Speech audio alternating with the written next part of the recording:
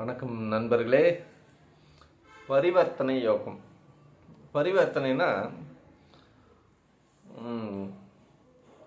5ஆம் அதிபதி 9ல் இருப்பது, 9ஆம் அதிபதி 5ல் இருப்பது. ஒரு வீட்டுக்கு அதிபதி யார் வீட்டில் இருக்கானோ அந்த வீட்டுக்கு அதிபதி இந்த அந்த கிரகத்தோட அதிபதி வீட்டில் இருக்கிறது. உதாரணமாக தனுசு லக்னம்னு வைங்க.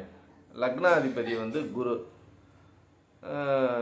10ஆம் அதிபதி புதன். புதன் லக்னத்திலேயோ அல்லது மீனத்திலேயோ இருந்து குரு மிதுனத்திலேயோ கடகத்திலேயோ இருந்ததுன்னா இந்த பரிவர்த்தனை யோகம் ஏற்படும். இது மட்டும் கிடையாது, எந்த ஒரு கிரகமாக இருந்தாலும் அந்த கிரகம் இருக்கிற வீட்டுக்கு அதிபதி இன்னொரு கிரகத்தோட வீட்டோட போய் இருக்கிறது. உதாரணம் இன்னும் சுலபமாக சொல்கிறேன். இப்போ நான் இருக்கேன்னா இது என் வீடு.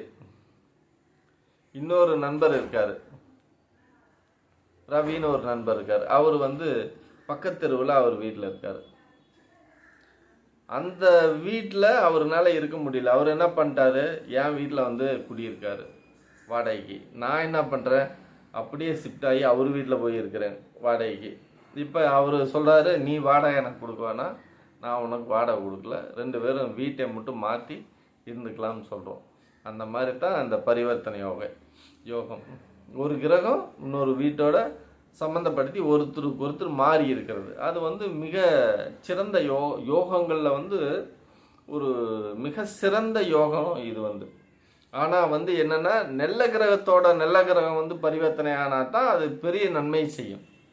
இப்போ 6, 8, 12 கூட உங்களோட யோகாதிபதி பரிவர்த்தனை ஆனான்னு வைவேன், அவனுக்கு செம்ம பிரச்சனையாக தான் இருக்கும். அதுக்கு பிரச்சனையாக இருக்கும். இருந்தாலும் அது சம்மந்தமாக அவன் நல்லது நடக்காது, பிரச்சனைகள் அதிகமாக இருக்கும், பரிவர்த்தனையாக இருக்கும்.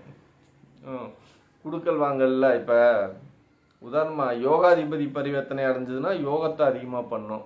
கேந்திரம், லக்னம், திரியோணம் இதுக்குண்டான பரிவர்த்தனை இருந்ததுன்னா அவன் பெரிய யோகத்தை அடைவான்.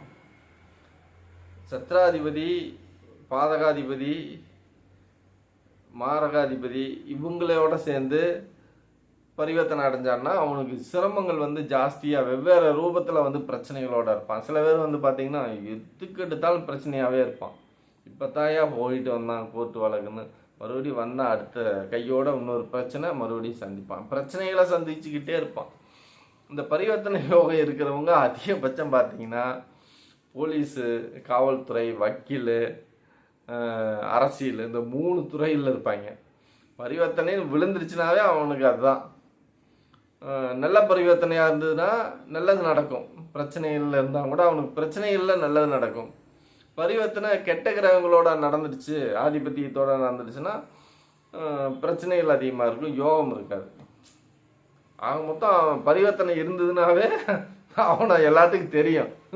இப்போ காந்தியை எல்லாத்துக்குமே தெரியுது. அதே சமயத்தில் கோட்சேன்னு ஒரு கொலகாரன், அவனே எல்லாத்துக்கும் தெரியுதுல்ல.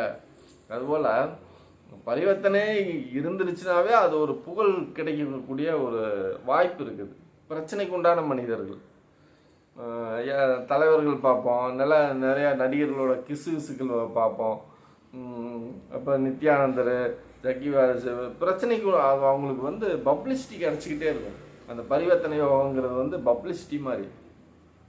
பரிவர்த்தனை யோகம் இருக்குதா இன்னைக்கெல்லாம் அந்த திசை வந்துடுச்சுன்னா அவன் பப்ளிசிட்டி ஆயிடுவான். ஏதோ ஒரு அந்த ஊர் முழுக்க அவன் பேச்சாட்டாக இருக்கும்.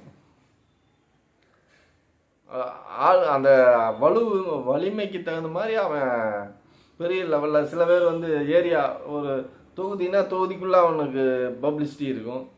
சில பேர் தமிழ்நாட்டு லெவலில் இருப்பாங்க, சில பேர் இந்தியா லெவலில் இருப்பாங்க, சில பேர் உலக லெவலில் இருப்பாங்களா. அதுபோல் அந்த பரிவர்த்தனை எந்த அளவுக்கு தரமாக இருக்குதோ அந்த அளவுக்கு அவனோட பப்ளிசிட்டி விரிஞ்சிக்கிட்டே போகும். அதுதான் பரிவர்த்தனை யோகம். அந்த பரிவர்த்தனை யோகம் இருந்ததுன்னா எந்த வகையிலுமே அது சிறப்பு தான். ஏன்னா நீங்கள் பிரச்சனைகள் இருந்தால் கூட அதுக்கு ஒரு 4 பேர் சேர்ந்துக்கிட்டு, உங்களுக்கு ஒரு டீம் சேர்ந்துக்கிட்டு உங்களை ஒரு லெவலில் கொண்டு போய் தான் வச்சுருப்பான். இந்த சாப்பாட்டுக்கு இல்லை, போக்குவரத்துக்கு இல்லை அப்படிங்கிற பிரச்சனையெல்லாம் இருக்காது. பரிவர்த்தனை யோகம் இருந்ததுனாவே தனப்பிராப்தியோடு அவன் ஒரு பெரிய லெவலில் தான் இருப்பான். அந்த யோகம் உங்களுக்கு இருந்ததுன்னா மகிழ்ச்சி. நன்றி.